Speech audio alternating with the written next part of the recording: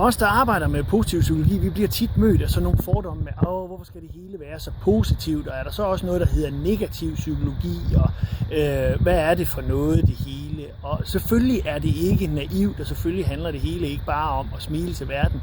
Det er med positiv psykologi lidt ligesom med min have her. Da jeg og min kone, vi købte det her hus, der var vi sikre på, at nu ville vi få sådan nogle grønne fingre, og så kunne vi ordne vores have, og det ville blive så dejligt.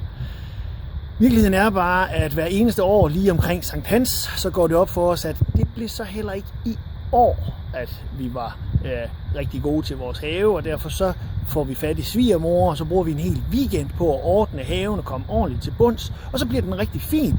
Men i virkeligheden bliver det jo ikke helt lige så godt, som det ville være blevet, hvis vi havde gjort tingene ordentligt fra start.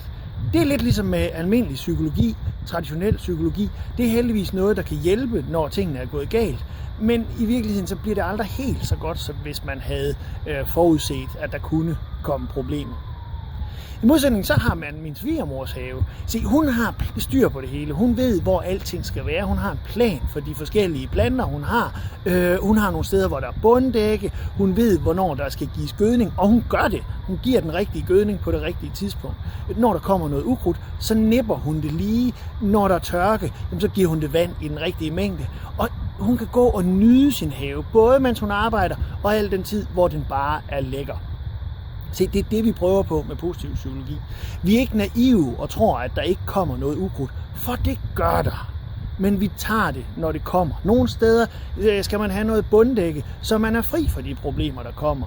Og når der kommer større ting, lad os bare sige tørke, jamen, så skal man have det vand, der skal til. Og når der så en gang imellem kommer en storm, jamen, så må min svigermor jo ud i haven og lige skære ned. Hendes træer bliver måske ikke lige så gode, der hvor en gren er knækket af, eller lige så pæne, som de var tidligere, men det bliver rigtig fint.